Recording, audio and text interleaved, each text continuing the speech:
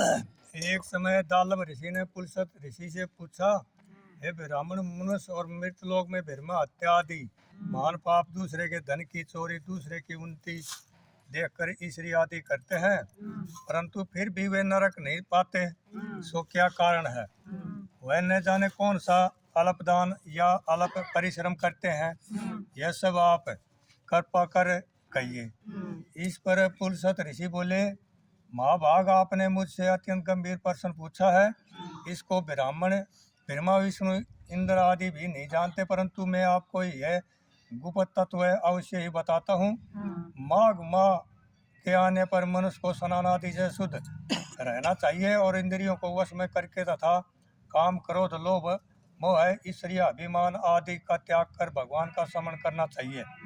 हाथ पैर धोकर पुष्यप नक्षत्र में गोबर कपास तिल मिलाकर कंडे बनाना चाहिए। वह इन कंडों से 108 बार हवन करे और यदि इस दिन मूल नक्षत्र और द्वादशी हो तो नियम से रहना, स्नान आदि नित्य क्रिया से शुद्ध होकर भगवान की पूजा कीर्तन करना चाहिए। एकादशी के दिन व्रत और रात्रि को जागरण तथा हवन करना चाहिए। दूसरे दिन धूप दीप निवेद से भगवान की पूजा और खिचड़ी का भोग लगाना चाहिए। इस दिन कृष्ण भगवान का पूजन करना चाहिए। पेठा, नारियल, सीताफल या सुपारी सहित अधर्य देना चाहिए और फिर स्तुति करनी चाहिए। ये भगवान, आप अशरणों को शरण देने वाले हैं, आप संसार में डूबे हुए का उद्धार कीजिए। हे पुंडरीकाक्ष, हे कमल नेत्रधारी, हे विश्व भगवान, हे जगत गुरु, आप लक्ष्मी जी सहित मेरे इस तुच्छ अधर्य को स्वीकार करो। इसके पश्चात ब्राह्मण को जल भरा कुंभ प्रदान करना चाहिए। ब्राह्मण को श्याम गाय और तिल पात्र भी देना चाहिए। तिल पात्र भी देना अच्छा। तिल स्नान और भोजन में श्रेष्ठ है, अतः मनुष्य को तिल दान भी करना चाहिए। इस पर जो मनुष्य जितने तिल का दान करता वह उतने ही वर्ष स्वर्ग में निवास करता है। 1 तिल स्नान, 2 तिल का उपटन, 3 तिल का हवन, तिलोदक, तिल का भोजन, तिल का दान, यह 60 तिला एकादशी कहलाती है। इससे अनेक प्रकार के पाप नष्ट हो जाते हैं। नारद ऋषि बोले, हे भगवान, आपको नमस्कार है। इस 60 तिला एकादशी का क्या पुण्य और क्या कथा है, सो कहिए। श्री भगवान बोले, नारद, मैं तुमसे आंखों देखी सत घटना कहता हूँ। प्राचीन काल में मृतलोक की सत घटना कहता हूँ। प्राचीन काल में मृतलोक में एक ब्राह्मणी थी, वह सदैव व्रत किया करती थी। एक समय वह एक माह व्रत करती रही। इससे उसका शरीर अत्यंत दुर्बल हो गया, परंतु उसने कभी भी देवताओं तथा ब्राह्मणों को धन तथा अन्न दान नहीं किया। इस प्रकार मैंने सोचा कि इस ब्राह्मणी ने व्रत आदि से अपना शरीर शुद्ध कर लिया है और इसको विष्णु लोक भी मिल जाएगा, परंतु इसने कभी भी अन्न दान नहीं किया है। इससे इसकी तरपति होना कठिन है। ऐसा सोचकर मैं मृतलोक में गया और ब्राह्मणी से अन्न मांगा। वह बोली, आप यहाँ किस लिए आए हैं? मैंने कहा, मुझे भिक्षा चाहिए। उसने मुझे एक मिट्टी पिंड दे दिया।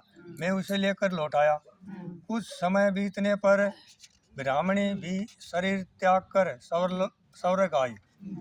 मृतपिंड के प्रभाव से उसे एक आत्मग्रह मिला, परंतु अपने को वस्तुओं से सुन पाया। वह मेरे पास आई और बोली, है भगवान, मैंने अनेकों व्रत आदि से आपकी पूजा की, परंतु फिर भी मेरा घर वस्तुओं से सुन है। मैंने कहा, तुम अपने घर जाओ और देव स्त्रियां तुमने देखने आएंगी। जब तुम उनसे 60 तिला एकादशी का पुण्य और विधि सुन लो तब ही द्वार खोलना। भगवान के वचन सुनकर वह अपने घर को गई और जब देव स्त्रियां आकर द्वार खुलवाने लगी तब ब्राह्मणी बोली, यदि आप मुझे देखने आई हैं तो 60 तिला एकादशी का महात्म कहिए। उनमें से एक देव स्त्री बोली, सुनो, मैं कहती हूँ। जब उसने 60 तिला एकादशी का महात्म सुना दिया तब उसने द्वार खोला। ये देव स्त्रियों ने उसको सब स्त्रियों से अलग पाया। ब्राह्मणी ने भी देव स्त्रियों के कहे अनुसार 60 तिला का व्रत किया और इसके प्रभाव से उसे उसका घर धन धान्य से भरपूर हो गया। अतः मनुष्यों को सत्यलय एकादशी का व्रत करना चाहिए। इससे मनुष्य को जन्म जन्म में आरोग्यता प्राप्ति होती है और दरिद्रता नष्ट हो जाती है।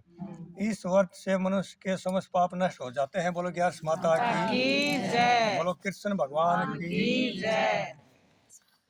उत्पन्ना मोक्षदा मोक्षदा मोक्ष प्रदान करने वाली मोक्ष को दान करने वाली सफला सफला देने वाली सफला देने वाली उत्तरदा उत्तरदा उत्तर को देने वाली उत्तर को देने वाली सठतिला जया जया विद्या विद्या पाप मोचनी पापों को नष्ट करने वाली पापों को नष्ट करने वाली कामदा वरुथनी मोहनी मोहिनी अपरा निर्जला योगिनी देवसनी कामदा उत्तरदा अजा पर्वतनी इंद्रा पासाकुसा रमा देवथानी वंदना। बोलो ग्यारस माता की।